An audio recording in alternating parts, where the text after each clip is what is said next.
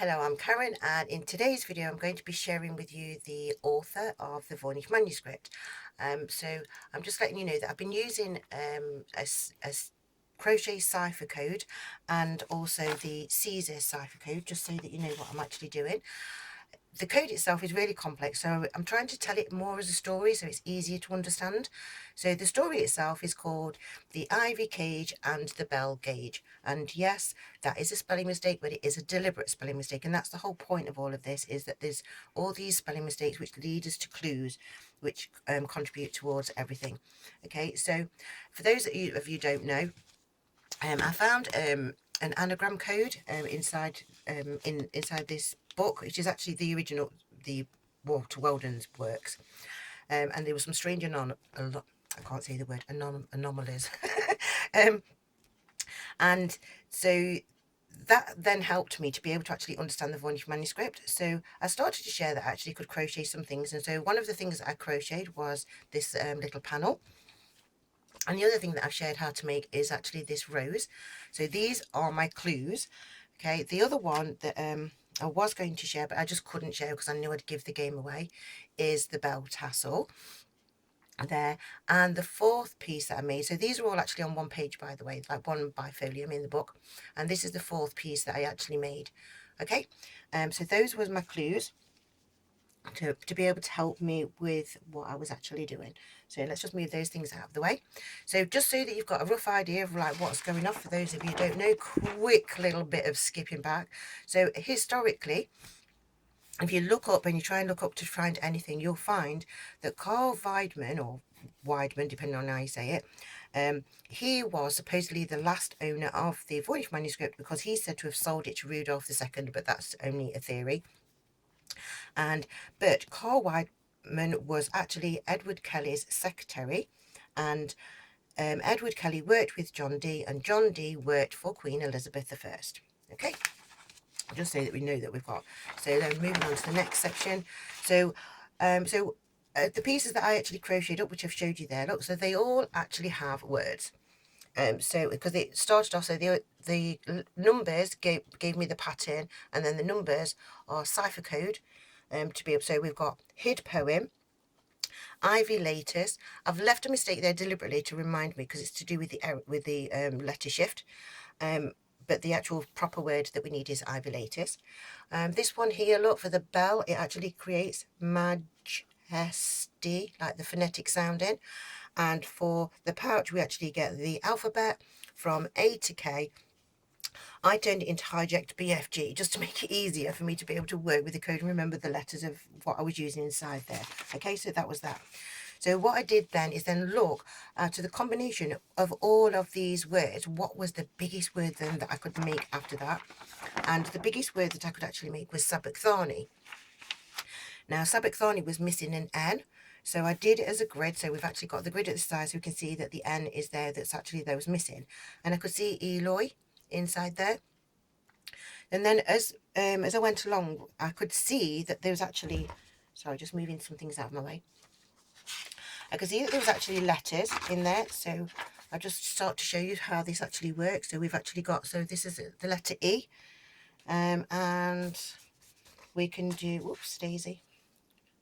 We've got the letter L. I'm just going to just do them individually like that, just so that you can see them. They do fit over the grid, and what happens is you overlap them to be able to do it. So I've got all of the letters to do Elizabeth, but also I noticed that when we actually had Elizabeth, we actually also had an S and a T that fit there, and the G there, which is to do St. George. St. George is the patron saint of England. Okay, so there was another clue there. So what realistically this grid is clues all the way along the line. So what I've done is I've done another grid where I've actually filled in all of the actual letters in pink, so you can see them. And where's my pouch gone? So, and the actual pouch was my clue. So what you do is you actually put the pouch over and it reads you messages. So this message that we've got down here, I know you can't see that very well, so I'm just going to just move over the page, just lift that up just so you can see it. It says, John, unsafe as cage. And eventually what you do is you find out that this is actually the ivy cage. Okay, so and then and each time you find a clue, what actually happens is you find out what the clue is. One of the clues, look at this one. I just love this one here. There, that one is the date, 1st of July 2023. So I thought, oh, that has to be my publishing date of the video. That actually also turns into crochet pattern. Okay, so, and also the clues that got left over there. So from the patterns, what clues I'd got is this has got 26 blocks in it, which is to represent the 26 letters of the alphabet. And this one here makes the granny square. Okay, and basically what it was is that realistically these was clues, all to do with James, to be able to like let James know that like the alphabet is actually changing. So on here what I've done is I found the biggest word, which was sabachthani. Can you see that? See that on there? So it was sabachthani, which is 11 letters long. Elizabeth is 9 letters long, and I did the alphabet at the side so you can see that they represent letters of the alphabet. And one of the words that we got in the actual grid is unsip, which actually is not really a word. And so, but it is actually an anagram of is pawn or I spawn, and the letter I is relating to Elizabeth on here. Okay. And also there's the way the clues go along is the N and the S, they turn over so you can actually overlap, so which is where you get the 8 for Elizabeth, which is like the hidden 8 there, which is why that's in there. And then so what happened is I just carried on. So these are all different methods that I found, and as I went along, so this one creates the granny triangle, this one creates the octagon. That one was just little clues just to let you know it's to do with James, and it's all to do with like a mind game. But then this one here is where we actually get the dots. You join them up and you find the pattern inside there. So far I showed you, so we've got a triangle, an octagon, and this one reveals the star. If you actually put the star on the grid, you can actually see, I know you're not going to be able to see it very well, but the P actually lines up right in the middle there. I'll show you, actually, if I just show you on the cipher code, it's easy to see because I did that on the beginning of on the video. Where's the P? Look. So the P is actually is visible through the gaps. Yeah, this is what you're doing, you're looking through the gaps. Actually, if you turn it over the other way around, it sits better so you can actually see the letters. Whoops. Yeah, so that's how this is working. So all of these patterns that you make are actually clues to be able to help you, and the clues were to be able to help because on here, if we actually use the bell gauge, and this, I know Mademoiselle Rigaud de la Branchaudière is supposed to have patented this, but she did in 1847, but it was invented before then because we can see that it's being used, and I can prove that it's being used as well in the Voynich Manuscript. So when you actually put when you've got the little circle here, and you put it, so we can actually see, if we lay it there, look, we've started off, and we can see it tells you up is with these 3 dots. It was a clue, yeah, that's the right way up. And what happens is it reveals as you go along is the vowels. So we've got A, E, I, O, shh. So it's letting you know, be quiet, we're not going to use the U. Yeah, this is our new code. So remember, this is cipher code royalty, and a bit yeah, detective-y stuff. So we've got the pattern there, and we've got some more dates there. So yeah, so on when we actually use the star on page 45R, which is where I've got the pouch pattern from, through the dots, if you line it up correctly, you can actually see 9 letter P's, and if you line up the bell gauge, it sort of lines up kind of like that, rather than it sat that way around. But you can actually get you could get 7 inside and 1 right on the edge. So I was like, well, that's kind of 8 because the clues are all to do with 8s. So how do we know that this is really, really, really correct? Well, first of all, let's just get to this here. Okay, so we know that King James became king afterwards, and he releases a book before the Queen has passed away. And if you use the star, this is my star. I had to zoom in on the book to be able to make it fit, because when I printed it off, it wasn't fitting right. But you can see we've got, so this bit, that's the R. So we've got ER, and it spells out the word pickle, and then it says to honour. Okay, so to honour ER. And then these bits of the book here, this bit here, we've got the mutual look. So, but they're still using the V's, yeah, on there. But if you turn those V's into the U's, then actually reads you a message, which is, so this is the actual letters that was originally there. If you create words, so it actually, we end up with that with an extra U. So that it ends up, if you put it like that, so it says must find ER book that called recipe. Yep. And recipe, so if you actually use the word recipe, if you change the E's and use the crochet cipher that I was doing, you break the E apart, which then you turn into H and an I, which then creates the word I cipher. Okay. The Queen also left clues inside the letters. So in the letter that she actually wrote to James, I've just like to zoom. I'm sorry, this is really, I took a photo of it. But we can see we've got this little line, that line there. And we've got our underlining perpetual. So we've got these things to do with the sounds of things. She spelled prayers with ARS, which it should be ERS. We've got sister. So there's all sorts of little clues. Yes, I know that the and right in the middle is not right, but if you look at this and, they're looking very much like the Queen's writing.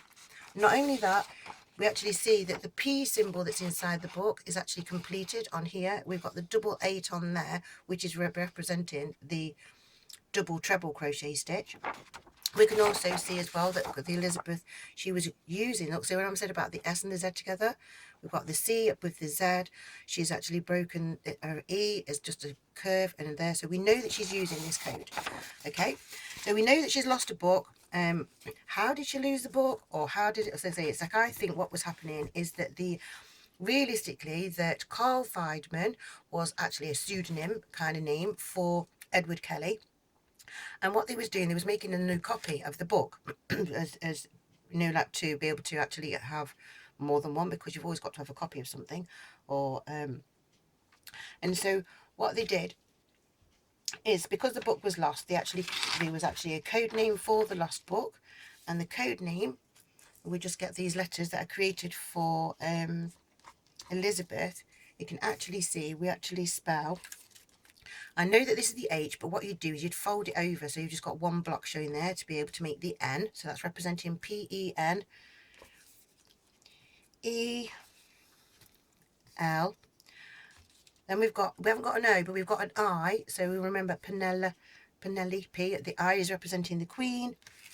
And we turn the B over to make another P, and we've got the E, and we've still got this Saint left over. So we've got Saint Penelope is the code word that they actually was using to be able to then, so once the book was found. So in the 1800s, obviously, well, we know in 1820 odd, 1822, no, it's 1823, wasn't it? The Dutch magazine it was released, which I then translated, which showed that it was actually crochet inside of there. And then that leads on to this, then to the story. So that we've got Mama's Arrigo coming over, and we've got this little thing where I was finding those historical links, and I was saying to the story goes. So they've got to kind of have a backstory to be able to lead you, to sort of hide you. Realistically, in Limerick, when they all went over there, that's when they was actually doing the codes, working it out to be able to then write the books, because they was leaving clues. And so the patterns are inside here. If you then use the actual star and all of the other shapes, so all of these shapes that are made, not the pouch, but all of the shapes that got made, that even fits the book, as in like the width of the actual script. But using all of those, what you do is you find the messages, which actually basically tell you that it is the Queen, that it's Queen Elizabeth. Now that's the books, it's telling you it's the end of the messages, and that's because in the 1800s, realistically, they knew that the book was found before Voynich actually bought it, because the book was supposed to have been recovered. So there would have been little rumours like, oh, we found this book, it's got stars and strange writing in it and everything else, which was our clue. It's like, okay, Saint Penelope, that's the word. So then what they do is, in this book, they actually then put messages so that whoever actually really does find out and actually can work it all out will find the actual thing to say, that's it, it's the end of the cipher, it's all over and done with, and that's it. And after that, it actually does give you one more pattern to actually make, which is this one here, which if you put it next to there, becomes the magic wand. Yeah, it does actually fit all of them. So you know, like if you actually get each of your shapes that you've made, whoops, I can't fit it over the top to show you properly. So you put that in the middle there, and it represents, so that's the length of your actual crochet hook. So there, okay. And if you do this, so that's what happens with those. So that's letting you know that's it, it's all over and done with. And so, how did we know? So why was the clues? So with the bell gauge, to make sure, so I think the bell gauge was actually made in copper, and the bell gauge was actually, that's what the bell is all about. So if we actually make the bell, it's made in pieces, and what you do is you actually, I'm not wrapping it all up properly, but you'd wrap it up inside the actual pieces, and then you slot it inside here, which that's the bell cage to be able to slip the bell into, which was all of the clues. So that what James had then got to do was go and find one of the actual bell tassels actually was hiding the bell gauge, so that he could then carry on to be able to then continue with the actual cipher. Just going to check my notes now just to see if there's anything else that I wanted to say that I may have actually forgotten. We've got James in the pattern, we've got the signature, we've got Penelope, we've got the alphabet, got well to work. Oh yes, we did. Where's the hook gone? Where's the hook and the gauge? Oh, I hit the gauge.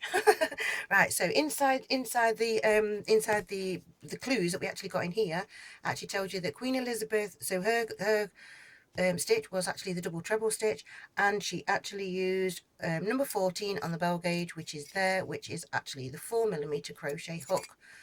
So that is that there. I've already showed you that that was the thing that we actually made. So there we go. I think I've actually covered enough to be able to actually say there's plenty of evidence there to show that Queen Elizabeth I was actually using the cipher wheel and a crochet cipher to be able to leave messages, and that's what they used to do way back then, and they used to use them as these. So these was like little windows for you to be able to, like, just to send each other messages. Okay, so there we go. So thank you for watching, thank you for liking, thank you for sharing, thank you for subscribing. I do hope that you like this video. I know that there's lots of questions, I'm sure you're going to ask me sorts of things. It's a really deep, complex thing, but I just wanted just to know really that, like, we've got sort of everything sort of all into place. So thank you for watching, bye for now.